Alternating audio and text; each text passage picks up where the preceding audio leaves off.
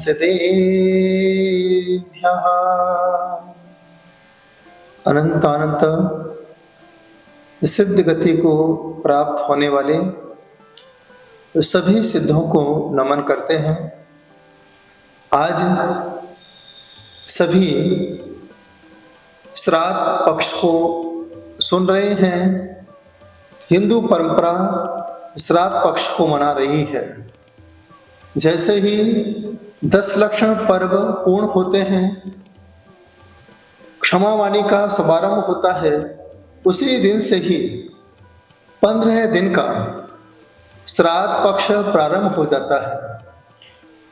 15 दिन तक व्यापारिक प्रतिष्ठान में कमी आ जाती है। ऐसा कहा जाता है 15 दिन तक कोई भी नए वस्त्र नहीं खरीदता है। 15 दिन तक कोई सोना चांदी नहीं खरीदता है। 15 दिन तक कोई बाजार की वस्तुएं जो ज़्यादा समय तक यूज करने वाली होती हैं उसे भी अपने घर लेकर के नहीं आता है। 15 दिन तक वह आध्यात्मिक चिंतन करता है। जैसे जैन आगम में लिखा है, श्राद्ध पक्ष प्रारंभ होते ही क्षमा वाणी का महापर्व प्रारंभ हो जाता है। सभी एक दूसरे से क्षमा मांगते हैं, सभी को क्षमा करते हैं। खमामि सब जीवानाम सव्ये जीवा खमंतु में मेति में सब भूतेषु वैरम मच्छम न किड़वी। इस 2 लाइन में पूरा श्राद्ध पक्ष छिपा हुआ है। खमामि सब जीवानाम, मैं सभी जीवों से क्षमा चाहता हूँ। सव्ये जीवा खमंतु में, सभी जीव हमें क्षमा करें। मेति में सब भूतेषु, मेरी सभी जीवों से मित्रता है। वैरम मच्छम न किड़वी, मेरा किसी भी जीवों से वैर भाव नहीं है। इसे हिंदू धर्म के लोग 15 दिन तक मनाया करते हैं, जिसे पितृपक्ष कहते हैं, जिसे श्राद्ध पक्ष कहा जाता है। तो आप सभी 15 दिन तक प्रतिक्रमण करें, 15 दिन तक सामायिक करें, 15 दिन तक आत्मचिंतन करें। क्या पता कौन जीव किस भाव के साथ शरीर का त्याग करके गया है। बस यही भावना भाएं, जिस जीव ने देह का त्याग किया है वह जीव आत्म कल्याण की भावना भाता रहे और एक दिन वही आत्मा साक्षात सिद्ध गति में जाकर के विराजमान हो जाए। ऐसी भावना हर जैन व्यक्ति को हमेशा भाना चाहिए। यह श्राद्ध पक्ष हिंदू पद्धति से है, लेकिन जैन पद्धति से श्रद्धा पक्ष कहते हैं। श्रद्धा बनाने वाला पक्ष 15 दिन तक भगवान के प्रति पूर्ण श्रद्धा बनाएं। हर दिन भगवान का अभिषेक करें, हर दिन भगवान की पूजन करें। ज़्यादा से ज़्यादा मंदिरों में चावल समर्पित करें, क्योंकि चावल श्राद्ध पक्ष में हिंदू संप्रदाय के लोग पका करके दही मिला करके थोड़े से कौवे को डालते हैं, थोड़े से कुत्ते को डालते हैं और थोड़े जो बचे हुए हैं वह गाय को खिलाते हैं। जैन पद्धति में लोग मंदिर में जाते हैं, 1.25 किलो चावल यदि सामर्थ्य है हर दिन मंदिर में समर्पित करते हैं, पूजन पाठ करते हैं। इसके बाद मंदिर में उम्र की बराबर परिक्रमा लगाते हैं, लवंग समर्पित करते हैं। और यदि राहु ग्रह कमजोर है तो जहाँ चीकू चढ़ता है वहाँ पर वह चीकू समर्पित करते हैं, फल समर्पित करते हैं। और जहाँ पर नहीं चढ़ता है तो वहाँ पर श्रीफल समर्पित करते हैं। श्रीफल में भी राहु का वास हुआ करता है। जब तक यह श्राद्ध पक्ष चल रहा है, मैं कहना चाहता हूँ हर दिन आप मंदिर में एक श्रीफल ऐसे आवर्त करके भगवान के मंदिर में अवश्य समर्पित करें। उसके बाद एक बार भक्तामर का पाठ करें, मंदिर में घी का दीप लगाएं। हर दिन अपने घर में दक्षिण दिशा में मुंह करके एक सरसों का तेल का दीप अवश्य लगाएं। इससे क्या फायदा होगा? इससे यही फायदा होगा कि आपके घर में नकारात्मक शक्तियां प्रवेश नहीं करेंगी, आपके परिवार में सभी स्वस्थ रहेंगे, आनंदित रहेंगे, प्रसन्न चित्त रहेंगे। और इसके बाद यदि आपके पास सामर्थ्य है तो आप दान प्रदान करें। 15 दिन तक दान देने की परंपरा है। कोई भूखा है, गरीब है, पीड़ित है, दुखी है, आप उसे अन्न दान दें, या अपनी शक्ति के अनुसार आप उसे भोजन करा सकते हैं। दिगंबर साधु यदि आपके नगर में हैं, हर दिन आप साधु को आहार दान प्रदान करें, उनका आशीर्वाद प्राप्त करें और यही भावना रखें, रत्न की प्राप्ति हो। हमारे जीवन में रत्न से बड़ा कोई रत्न नहीं है, ऐसी भावना गुरु के आशीर्वाद लेकर के आप प्राप्त करते रहें। जिन गुण संपत्ति हो मध्यम, जो गुण आपने प्राप्त किए हैं ऐसे ही गुण की प्राप्ति मुझे भी हो, ऐसी भावना लेकर के आप हर दिन साधु का आशीर्वाद प्राप्त करें, मंदिर में जाकर के पूजन करें। यदि आपके पास समय है, समय तो होगा ही, क्योंकि यह व्यापार के कम चलने का समय है, इस समय सिर्फ तीर्थ यात्रा में अपना मन लगाएं। हो सके तो आप तीर्थ यात्रा करें, यह 10-15 दिन आप तीर्थ यात्रा करें, वहां पर जाकर के भक्तामर का पाठ करें, श्री फल समर्पित करें और कम से कम 5 दीपों से आरती करें। घी का दीपक हो, पहला दीपक अरिहंत नाम का, दूसरा दीपक सिद्ध नाम का, तीसरा दीपक आचार्य परमिष्टि का, चौथा दीपक उपाध्याय परमिष्टि का और 5वां दीपक सर्व साधु परमिष्टि का। इस प्रकार से 5 दीप समर्पित करके पंच परनिष्ठि की आरती करें। यह भावना अपने मन में रखें कि बस मेरे जीवन में इस दिन इस समय कोई घटना दुर्घटना ना घटे। इसलिए जैन धर्म कहता है कि 15 दिन तक अपना समय भगवत भक्ति में, धर्म ध्यान में, साधु सेवा में समर्पित करें या तीर्थ यात्रा में अपने समय को समर्पित करें। व्यर्थ में दुकान पर ना बैठें, यदि बैठे भी हैं वहां पर भी आप नमोकार मंत्र की एक माला करते रहें।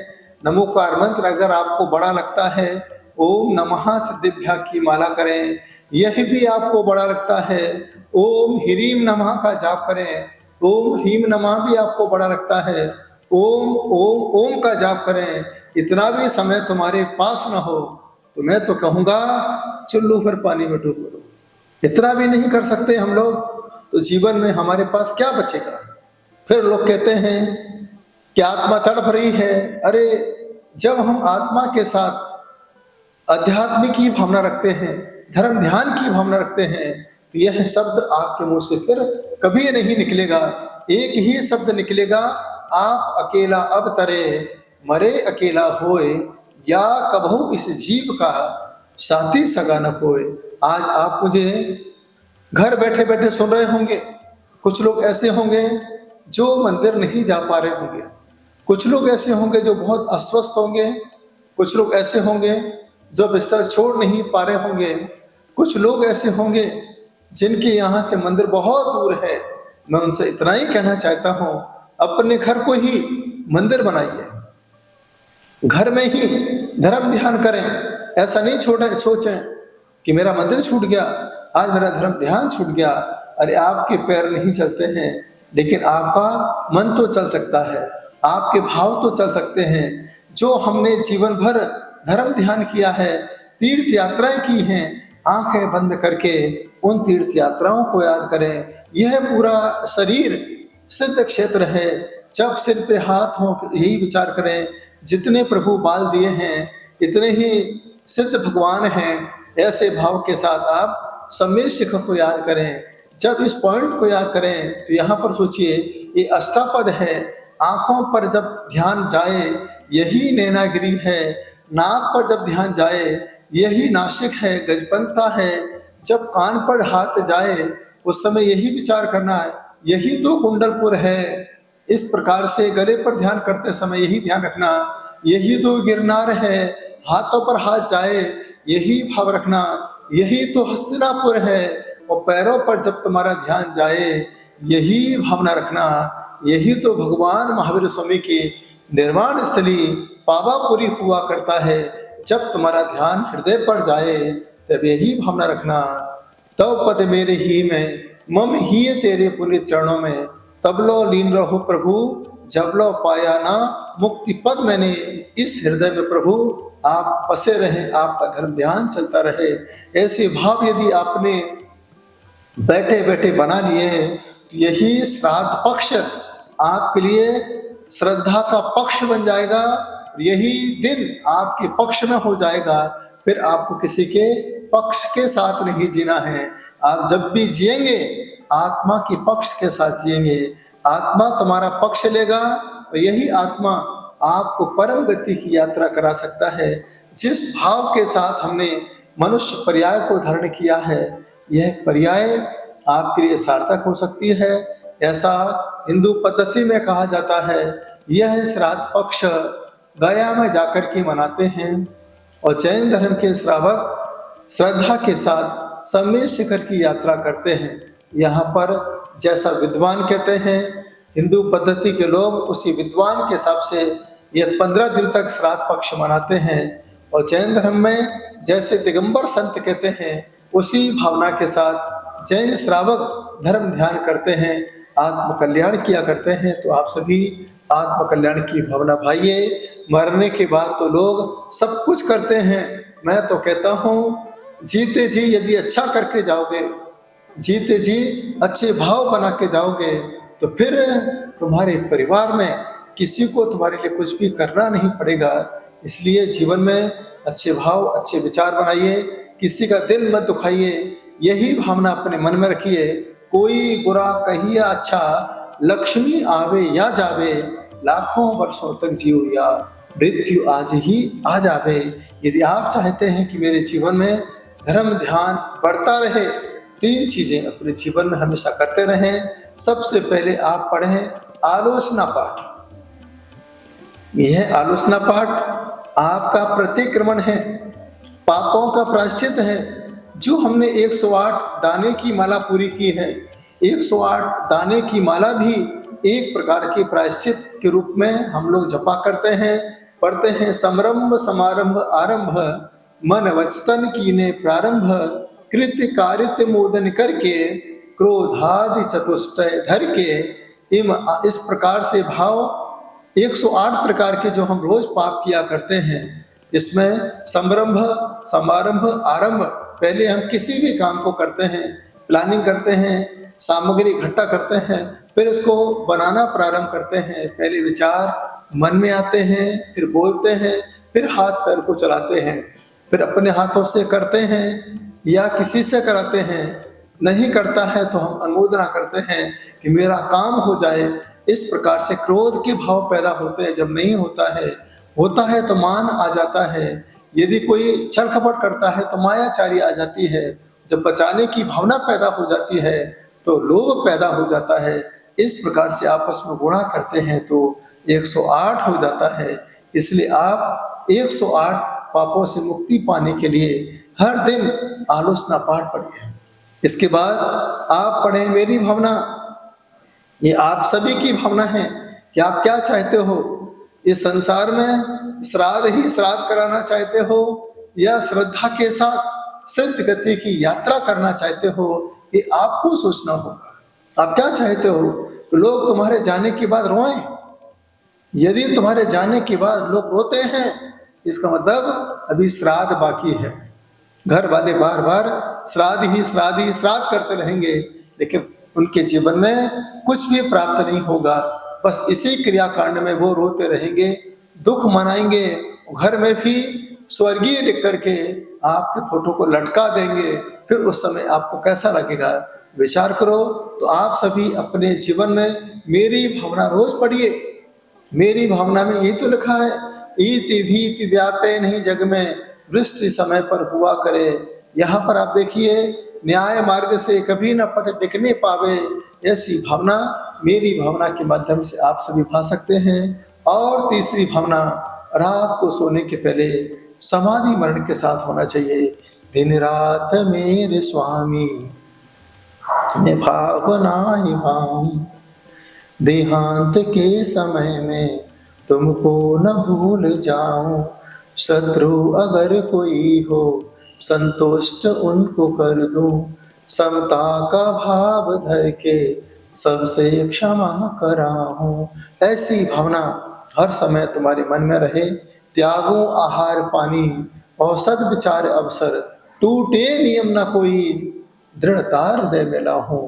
ऐसी दृढ़ भावना अपने मन में बना के रखोगे तो ही जाकर के आपकी आत्मा का कल्याण हो सकता है। जब 3 चीजें हम पढ़ते रहेंगे तो 3 चीजें इसके बदले अपने आप तुम्हें प्राप्त होगी।